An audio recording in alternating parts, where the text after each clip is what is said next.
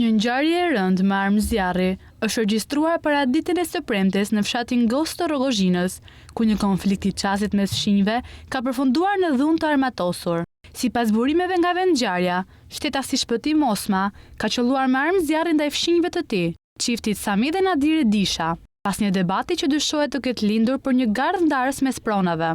Si pasojë të shtënave, Sami Disha ka mbetur i plagosur në këmbë, ndërsa bashkëshortja e tij ka marrë plagë në zonën e barkut. Të dy të plagosurit janë transportuar me urgjencë drejt spitalit, ku po marrin ndihmën e nevojshme mjekësore.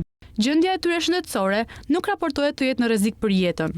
Menjëherë pas ngjarjes, forcat e policisë kanë shkuar në vendin e ngjarjes, duke rrethuar zonën dhe nisur kërkimet për kapjen e autorit, i cili ishte larguar menjëherë pas krimit.